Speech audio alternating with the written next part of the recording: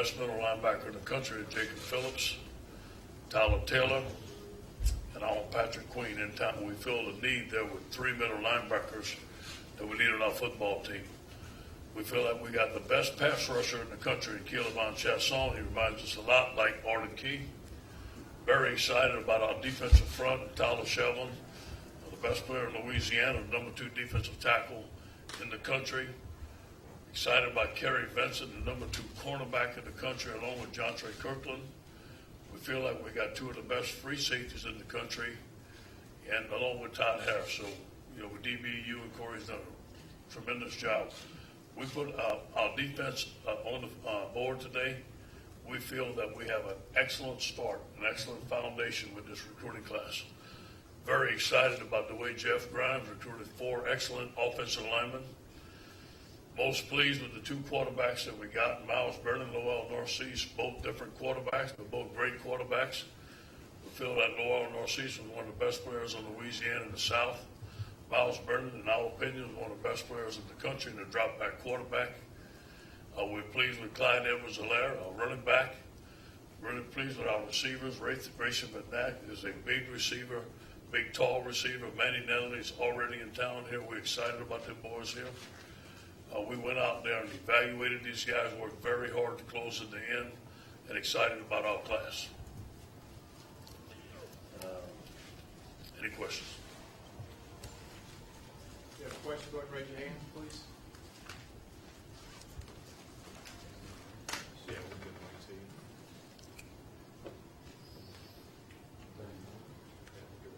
you. Coach, you talked about the middle linebackers you went after in this class, 3 of them with some of the guys you have come back. How do you see that playing out? Are these some guys that could make impacts right away for you? No question. We have to have guys that are going to come in and play early. All these guys will be with us in June.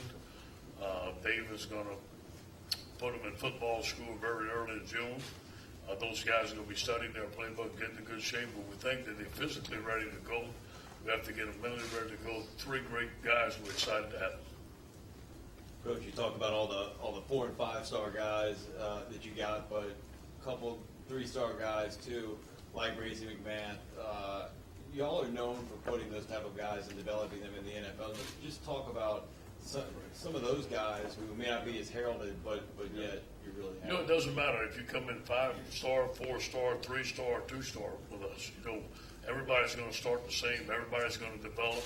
Everybody's at different stages. We're excited about Racey McMath. We went out there and evaluated this class, and we chose this class. A lot of these guys came to camp. I remember looking at Racey McMath when he was a sophomore. We think he's going to be an excellent player for us.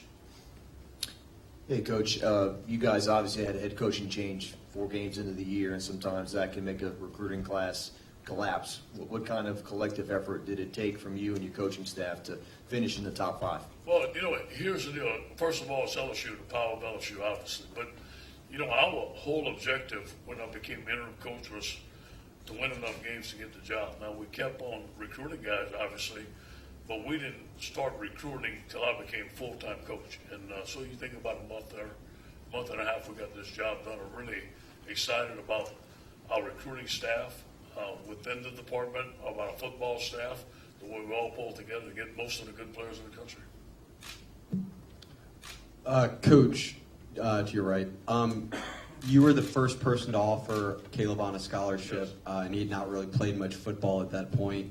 Yeah. What did you see then, and how far has he come now to be a 5-star prospect? Quick twitch, be able to bend and turn, outstanding pass rusher. He was long and lean, and I really think that was beneficial for us to get him to camp early. We were the first one to offer him, and I think that's one of the last things I had in the conversation with him before he went to the airport. Coach, you talked about the quarterbacks. You've got 2 guys that basically have 2, Brandon Harris has a year of experience, so is Danny Etling. You bring in 2 more. How do you see them meshing and fitting in with this team? Well, I think Matt Aranda's going to do a tremendous job. One of the reasons we hired him because he's able to adjust to the specific skills of each player on his offense. I think Matt's going to do a tremendous job of opening up the quarterback competition. Like he said he's going to do, everybody's starting on a clean slate. Obviously, Danny has done a tremendous job for us. We have some very talented quarterbacks on our roster. We're going to see what type of offense we need to run with the quarterback that can run it. And obviously, we know that Miles is a pro-style quarterback and Lowell's a dual-threat quarterback. We feel both of them will have success here at LSU. Ed, negative recruiting is something that happens all the time. Were you sort of surprised at, the comments that Mathis made yesterday and then the indirect comments that Wilson made today, referring to Pete? I mean, there's no doubt he's a great coach, but about with his recruiting. Here's what I have to say. We got the guys we want, and we're happy to have the guys we want. The guys that we didn't want, we'll play against them. Pete Jenkins is a great coach, and that's all I'll say about that. Coach, right here in the middle, how much influence do you think playing linebacker in Dave Aranda's scheme had on getting these prospects that you guys were so sought after? Tremendous. We went back to his early days of coaching in Wisconsin. All the guys he developed, walk-on guys that become drafted. And then you look at the development of our linebackers. Kendall Beckwith got better. Duke Riley was the MVP of our team. We saw that in recruiting. Dave's a very good coach, very smart coach, a great man, and he does a tremendous job of recruiting. Ed, obviously, y'all had an advantage that you were on the staff and a lot of your coaches were on the staff, but still, there often is a lot of defections when there's a coaching change. How are you guys able to do such a good job of holding on to all but one guy, and then all but one of you guys who was committed today signed? First of all, I was the recruiting coordinator. Obviously, we had relationships with most of these guys, and our guys did a tremendous job. We had Monday night powwow call. We call them every week. I think most of the recruits were looking for the staff to stay the same and be the head football coach. And when I became the head football coach, it was more or less a celebration when I went into most of these homes. So it was a good thing. Coach, up here in the back, can you talk about the importance of these young guys in the secondary coming in this class? You have to replace Trey White. You have to replace Jamal Adams. Yeah. How big of a responsibility will they have first day they step on campus? Well, the good thing is Jacoby Stevens and Grant Talbot are mid-year graduates. They're working out with our football team. They'll get 15 great days of spring ball. Kerry Vincent is a very good player. John Trey is also a very good player. Those guys are going to be in June. They're going to compete.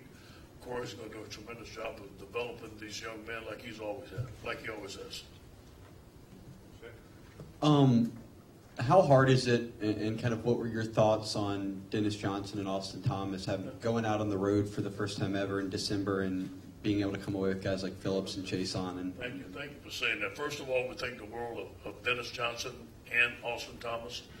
Austin Thomas himself went into Nashville, Tennessee, recruited 2 5-star athletes, Jacob Phillips and Jacoby Stevens. He was the primary recruiter there. He was able to go on the road for us for the first time and did a tremendous job.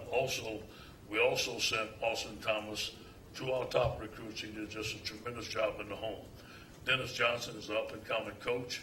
He did a tremendous job of recruiting Kelvon Chesson, and he was very close to some other great players. The guys love him in the home.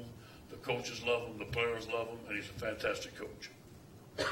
Coach, y'all talk about putting a fence around the state of Louisiana, but a few got away this year. Just talk about that. Now, we have work to do. I said we're going to get the best players in the state of Louisiana to come here. We missed out on some guys. Obviously, we have work to do, and that's always going to be our primary area. And those are some of the things that we need to get fixed. How do you go about getting? Building relationships, getting on them early, getting them to camp, getting in there to make sure that we're doing the right things to keep them in Louisiana. And I also think the more we win games, the more we win championships, they're going to want to come here. Coach, at 23 guys, does that give you a little bit of room to possibly add a graduate transfer if that Sure. fits your scheme? Sure. We're looking for a couple of guys that are going to be eligible. We may sign a guy in a week or two. And also, if we don't use those guys, it adds to next year's class. It gives us some flexibility.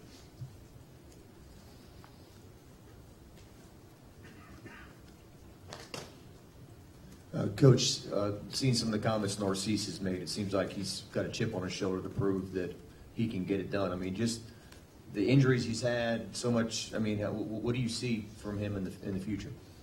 Well, first of all, he's been doing a lot of rehab. He has a great mindset. We're glad to have him. We fought to the end to get him, and it wasn't easy to get him, so we're glad that he's here. Again, I feel like he's one of the top players in Louisiana that stayed home, which is important to us. I think that he's going to compete at a high level and be a very good quarterback for us. Ed, over here, Manny Nedley and Kerry Vincent, are they both going to participate in spring ball and run? I'm sorry, Manny Nedley, is he going to participate in spring ball and run track? Right now, he's going to be participating in spring ball. That I know of. Two questions, Ed. Number one, obviously running back becomes a major priority for next year's class.